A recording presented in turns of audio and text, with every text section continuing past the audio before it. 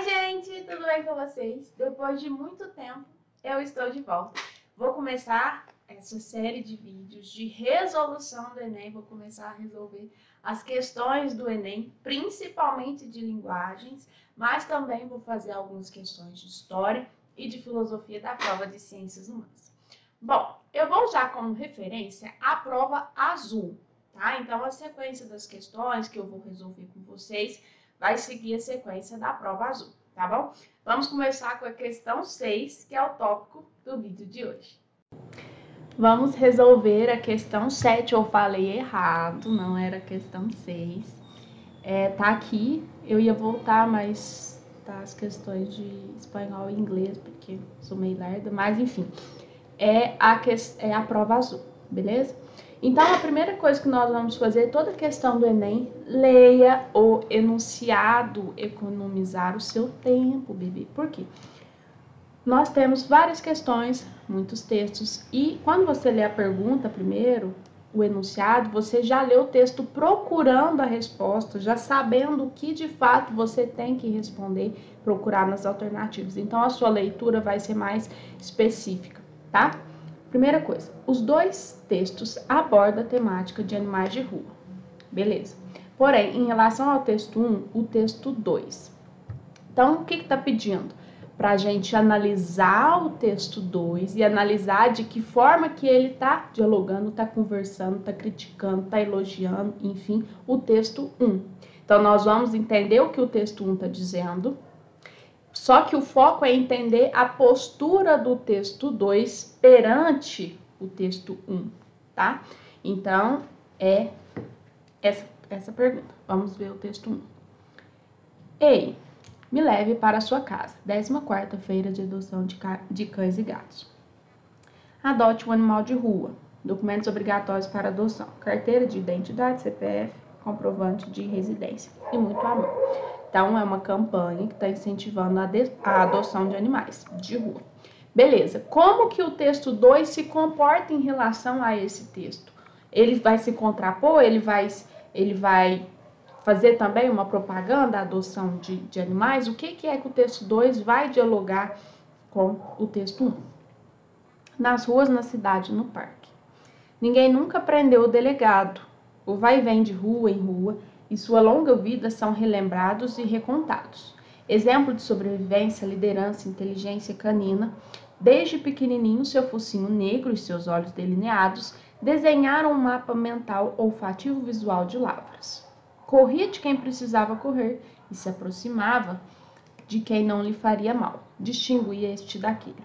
Assim, tornou-se um cão comunitário. Nunca se soube porque escolheu a rua.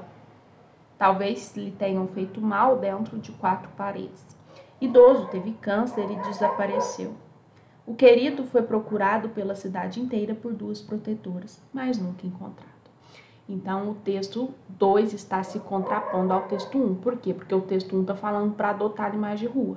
O texto 2 está dizendo que ninguém nunca prendeu o delegado, que era um cachorro. Ele se tornou um cão comunitário porque ele escolheu a rua. Ele tinha pessoas que gostariam de ter ele, inclusive ele é procurado por 2 protetoras. Mas ele escolheu a rua. Então tá fazendo o quê? Uma crítica, né? Porque o texto tá falando para adotar. O texto 1 e o texto 2 tá falando, mas tem cachorro que quer morar na rua. Tá? Criticando. Então vamos ver as alternativas. O texto 2 problematiza a necessidade de adoção de animais de rua. É isso. Animais sem lar, que é o termo. Essa é a resposta. Porque está problematizando. Beleza, tem a campanha de adoção de animais, mas tem cachorro como delegado que não quer ser adotado. Ele escolheu a rua. Então, está problematizando essa necessidade constante de ficar promovendo adoção de animais. Alternativa A. Mas vamos ver as outras. B. Valida a troca afetiva entre os pets adotados e seus donos? O texto 2 valida a troca afetiva? Não. O texto 1 valida. E muito amor. E aqui tem um pet, né, abraçado com outro. Inclusive, a temática está tendo um ótimo pano de fundo, que são os cachorros latindo na rua. Tá lindo. Então, o texto 1, sim, tem uma relação de amor e de afeto, mas o texto 2, não. Ele não está validando troca afetiva, inclusive levanta a hipótese de que talvez esse cachorro tenha sofrido maltrato e por isso ele queria ficar na rua. Então, não está validando. Tá falando, tá até mostrando de forma crítica que alguns animais sofrem abusos dentro do lar. Gente, o cachorro na rua tá ótimo. Reforça a importância da campanha de adoção de animais? Não, está fazendo o oposto. Está criticando, de certa forma, se opondo a essas campanhas. Ou problematizando, não se opondo, mas problematizando, né? Se perguntando até que ponto que, de fato, isso é uma necessidade dos animais. D.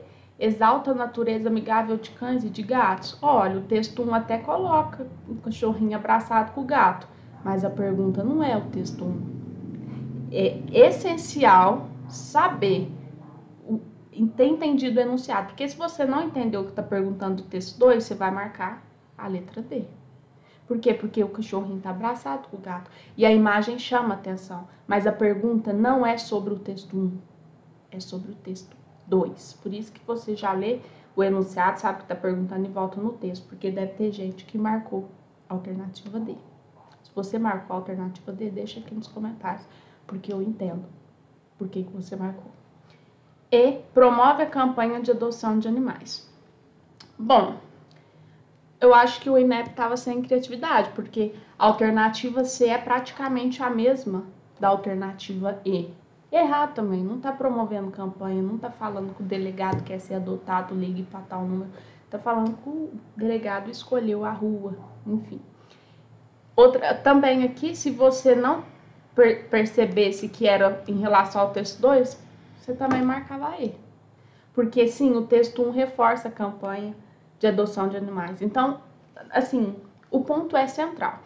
No Enem, se você não entende o enunciado, você marca errado. Por quê? Porque em relação aos textos, muitas questões podem estar corretas, mas você tem que entender qual que é a pergunta especificamente. Então, nós ficamos com a letra A. Qualquer dúvida, deixa aqui nos comentários que eu te respondo. Tchau!